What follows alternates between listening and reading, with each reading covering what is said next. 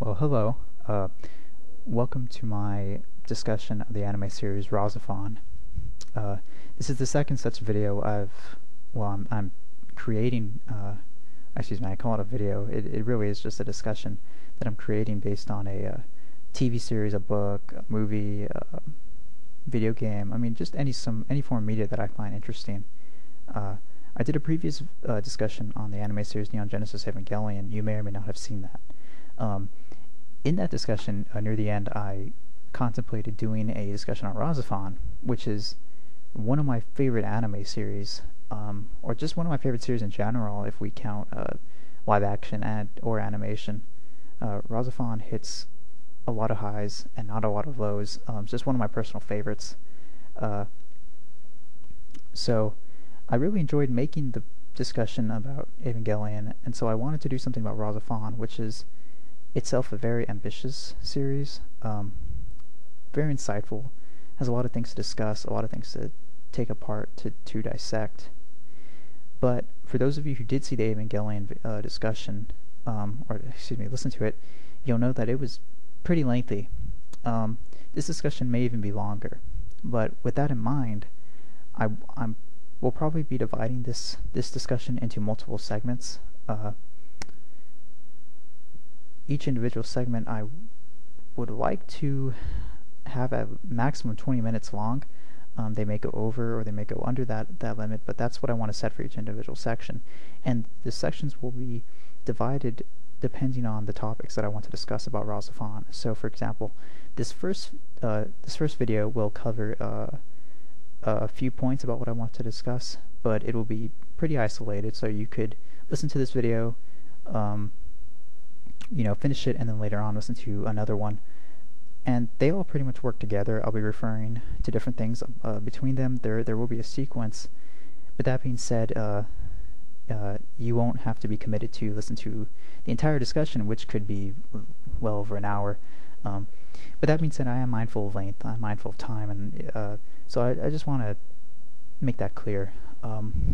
Also, for those of you who are interested in RahXephon as a series and are listening to this discussion, who clicked on this video not really knowing what it's about, this is not a spoiler-free discussion at all. I'll be delving pretty heavily into the story, into the characters, into the developments of the mythology, and so forth. So if you're looking for a review, that will be provided in probably the last section of my discussion. But again, this is not spoiler-free, and I encourage you, if you have not seen the series, to leave this video, as a matter of fact. Again, for a brief review, RahXephon is one of my favorite series. There's a lot to talk about, and it's very difficult to sum up why I like it. But again, I will say that this will be very spoiler heavy. If you watched, or I keep saying watched, if you listen to my discussion on Evangelion, the RahXephon one will follow a similar format where I will cover the characters first, then probably followed by points that I find interesting in terms of the mythology of the series, different topics, different themes that it focuses on, and finally will be my review. I'll be discussing the RahXephon TV series and the RahXephon TV movie, Periodus Concertus, I believe. Hopefully I pronounced that correctly. I will not be covering the OVA episodes. I'm not sure if it's one or two OVA episodes because I haven't seen those. I'm lacking on that part. As far as I know, the OVAs don't have a heavy impact or effect on the plot of the TV series or the movie, so I don't consider them too crucial.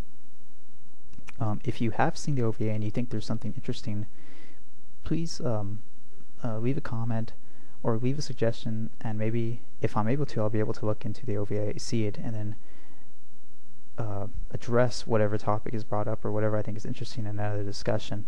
But that being said, this will cover only the TV series and the movie. Alright, so before I begin the actual discussion, I just want to provide a brief context for RahXephon. RahXephon is, again, a Japanese anime series that I believe debuted in 2002, 2003, maybe even as far back as 2001. I believe it's 2001.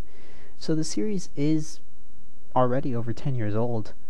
Uh, it's interesting. I mentioned Evangelion before, how I produced a discussion for that, but RahXephon is not in any way, shape, or form probably nearly as popular as Evangelion.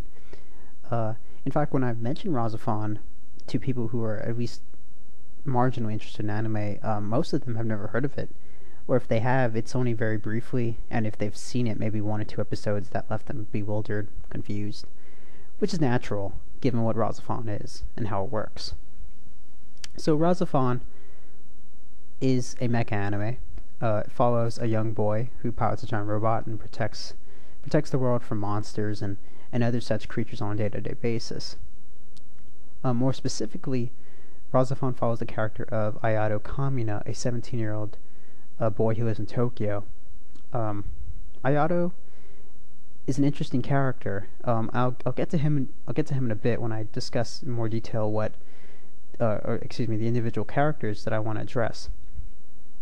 But the story follows Ayato and his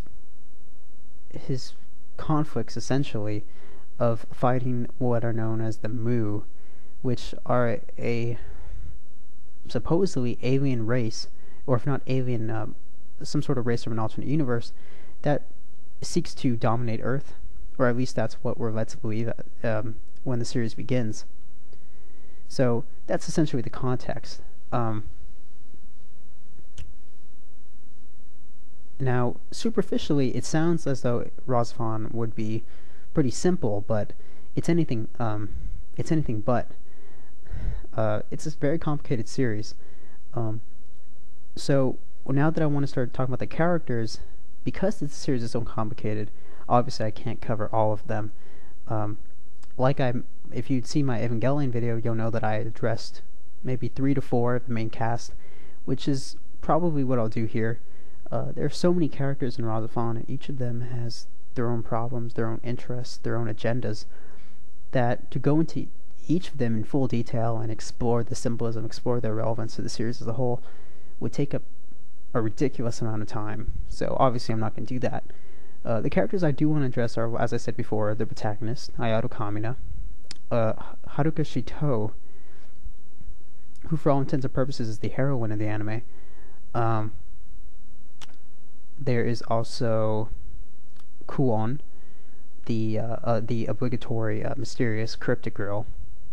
There's Itsuki, Maya, an interesting character, and then we have a lot of secondary characters such as Commander Kunigi, Makoto Ishiki, Sayako, Elvi, etc., etc., etc., and I could go on and on. I won't talk about all of them. For sure, I will be discussing Ayato and Haruka and Kuon for at least this individual part of the video where we delve into characters. So now to talk about Ayato Kamina. So Ayato begins the series as your typical teenage boy. He lives in Tokyo Jupiter, which is essentially Tokyo, in the year, I believe, 2015. And for all Ayato knows, the entire outside world has been obliterated in the Mu War, where the Mu essentially came in and defeated the humans, or I'm not sure, they defeat the humans or the humans survive, or whatever the case is, the world has been annihilated outside of Japan, or outside of Tokyo in particular. So Ayato is fairly ignorant. He's learned about the world through an outside perspective. He's an outsider looking in, and he's never had the chance to experience anything beyond his home. So, of course, the series, interestingly enough, what else can it do but push Ayato outside of Tokyo Jupiter and into the outside world, where he must confront the reality of a world that he has never known or experienced and reconcile the two. Ayato's story really does follow the hero's journey archetype. If you've ever read or listened to Joseph Campbell, a very popular mythologist, unfortunately has passed away, but his idea of the hero's journey, where in essentially all cultures, all human cultures, there is this archetype of a hero, a character who, in the local mythology, in all the local stories, is this universal figure who it begins the story typically as a young man, a young boy, a young woman, or simply a character who is ignorant and unwise, and that character is forced to leave his or her home setting either by force or by choice. And this character then goes out into the world, goes on a quest, confronts some sort of conflict, overcomes that conflict, and then reaps a reward as a result, be it maturity, wisdom, or a more physical, tangible reward such as treasure, or weaponry, or a special item. With this reward, or boon, as Campbell puts it, that hero can then return to his or her home and spread the knowledge, spread the gift, spread the wisdom, or the hero doesn't have to return to that home because the hero has already become something beyond what he or she was at the beginning of the story. They no longer belong in that world. So essentially, Ayato's story follows this archetype to a T. He leaves Tokyo Jupiter, is ignorant, obnoxious. Again, your typical teenage kid. He answers back to everybody. He tends to be contrary, disobeys orders, doesn't like to or want to put up with how things are on the outside world. Again, we have a character who's been displaced. The outside world is, I believe, in the year 2028 or 2027, over 10 years than what I was used to. So, if you can think about jet lag or culture shock, multiply that by 5, by 10, it's exponential, the effect that, or the amount of reconciliation that Ayato has to go through. And of course, it doesn't happen overnight. Excuse me. Ayato goes from being this ignorant kid to being one who begins to question his own identity. In what world does he belong to? This is an issue that I'll address in the next segment of my discussion, which will revolve more around the themes of RahXephon. But essentially, Ayato returns to Tokyo Jupiter. He deals with this question directly, and then he comes out of Tokyo Jupiter and makes the decision to return to the outside world, his new home, so to speak, and make use of his newfound knowledge, his newfound self-identity, and make use of it there in the outside world to help his friends and his loved ones. So, Ayato's progression as a character is an archetype, but it is also very compelling. He begins as an ignorant character. He goes through a climax where he faces who he was and who he is now, and he comes out of this conflict as a more mature, a more developed individual who has a better sense of the world around him, of the people around him, and is less self-centered and more selfless. He is able to direct his energies outward instead of inward. So in this sense, Ayato essentially grows up throughout the series. And that is what makes him a very compelling protagonist, and I think someone who's very relatable. Anyone who watches RahXephon can relate to Ayato, relate to his essential conflict, and rally for him. He's a character that we can get behind, that we can root for, and that we want to see resolve the conflict once we get to the final few episodes of the series. So the next character, the heroine of the show, Haruka Shito. Haruka is a character who I suppose could be called the unsung hero. She is suffering. She is a character who deals with a very heavy level of anguish throughout the entire series. In fact, she's been carrying this burden, this pain, for years and years and years.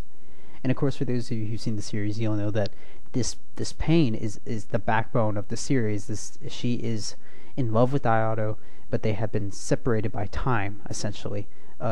Star-crossed lovers, in other words, time-crossed lovers, characters who had the very boundary of years of the space-time continuum separating them. And Ayato does not remember his relationship with Haruka, but Haruka remembers. In fact, she's one of the few characters in the show who knows or is privy to this information, and with the exception of Itsuki, who realizes the significance that Ayato has to her. And when you first watch the series, the audience has no knowledge of this. So watching there seems to be a sort of disconnect. But when you return to the series, and with the foreknowledge that Ayato and Haruka were once in a relationship, and that Haruka still has feelings for Ayato, and that Ayato, by extension of his feelings of Reika Mishima, also has feelings for Haruka, deep-seated. He does not remember her, but he remembers his feelings for her, and he places those feelings on the character of Reika Mishima, who I will address soon. In fact, it's interesting that I forgot about her. A very fleeting, transient character, which I suppose in this case was the same. It's fitting. Regardless, Haruka is the unsung hero. A noble character who is one of the few in the show who doesn't have some sort of hidden agenda other than protecting Ayato. In fact, that's her main motivation. So she's a very admirable character, and we get to see her in different lights, as a noble character, as a hero, as a big sister, as a friend, and then finally as a woman, someone with her own needs and her own expectations and her own desires, but has to reconcile them with this greater conflict against the Mu. Lastly, for this discussion of the characters, I'll bring up Kuon and Reika Mishima. Now, I have mixed feelings about Kuon and Reika. The reason I lump them together is because they both represent this character archetype that's very popular in Japanese animes, which is the mysterious cryptic girl, as I will label her for the purposes of this video. The mysterious cryptic girl, probably as popularized in Neon Genesis Evangelion, who in that case it was Rei Ayanami, is this girl that is strange, unconventional, or if not those, unearthly, essentially. She's unrelatable. No one can really have a decent conversation with this character, and she always resorts to she always resorts to these cryptic lines, almost as a way for the writers to provide some sort of level of mystery or some sort of enigmatic qualities to this character without really writing them well. So in that sense, I've never enjoyed characters like this. Kuon has a certain level of depth as you go on through the series. Watching it is very interesting, because at first she seems like a cardboard cutout, like the perfect mysterious cryptic girl, the perfect mold. But as the series goes on, you begin to realize that she's much more than this, and it's only until the final arc of the series where you realize that Kuon has her own conflicts and her own desires that have been relatively hidden from the viewer, and that it's actually satisfying to see fulfilled once the series reaches its completion.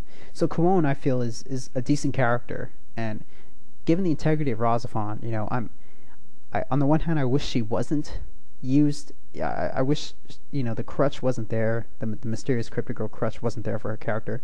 But at the same time, I can appreciate that she was done well, regardless of that approach to her. And I wish it hadn't been the case, but given what it is, she was done well. And Reika is I don't want to call her a plot device, but she is a interesting character who we're led to believe is one thing only to find out she's another. And when we find out, her true identity, which is essentially the RahXephon itself, it makes a lot more sense how she appears, why she speaks the way she does, because she isn't human in the slightest, and we can appreciate that once we figure out what she is. So that aside, uh, I said I would finish the character discussion, but now that I realize that there is one more character I want to address, and that's my favorite character of the show, which would be Maya Kamina, Ayato's mother, or as we find out, his adopted mother. Uh, Maya is a character of many different shades. Certainly, RahXephon is not a black and white show in the slightest, and Maya, I think, epitomizes this in the case of this anime, because she is very guarded. Probably one of the most difficult characters on the show to read, at least for the majority of it. Never really know what she's thinking or what her purposes are. When we're introduced to her, she's distant but loving towards Ayato. One of his issues that he has throughout the series is that his mother wasn't there for him. But we're shown that she cares, that she's competent, and she's raised him well. And then we find out, and exactly when Ayato does, that Maya is the leader of the Mu. She is a Mulian, and worse than that, she is the commander of the Mulians. She's the one who sold out the humans to the Mulians at the beginning of the war. She is the one behind Tokyo Jupiter. She is the one essentially behind everything. Well, not of the show, but of the Mu conflict at least. And knowing this and having to reconcile this is what makes her such an interesting figure compared to Ayato. But not only is it Ayato's perception of Maya, but it's also Maya's own depth and complexity. Again, in the case of Kuon, in the case of Haruka, who had hidden desires, hidden expectations beyond what their role in the shows were. The roles in the show were. Maya has these same sort of desires and feelings. She is mother to Ayato, but she is also leader of the Mu. And she herself must reach a sort of reconciliation between these two roles. As we see in the last episode, she loves Ayato as her son, and having to go through the process of raising him to be the instrumentalist of the RahXephon, of shaping him up to be that role, of orchestrating all of this for him, and then to know that eventually she would have to give him up, is something very difficult, obviously for a mother to accept. And as a character, we can appreciate her for that. We can relate to her for that, because even though she is Mulian, she is also decidedly human. That even at the end, when everything has climaxed, when when everything has hit the fan, Maya is there for her son, and she sees in him, her desire is for him to be happy. Which, of course, when we last see her, she passes on the mantle to Haruka, says, "Haruka, take care of Ayato for me, because I was not able to take care of him, and from this point on, I won't be able to take care of him." So, if Haruka is the long-suffering lover of Ayato, Maya is certainly the long-suffering mother, and both of the characters have the same sort of conflicts, and I think that's what makes them so compelling, is this level of suffering, of hidden anguish. They present a front to not only the characters but to the audience, and then as the series goes on, we get to see what is behind that front, what is hidden inside, and finally make a value judgment on these characters. And RahXephon does this extremely well. You have a certain opinion of Maya in the beginning, and by the end, your opinion changes.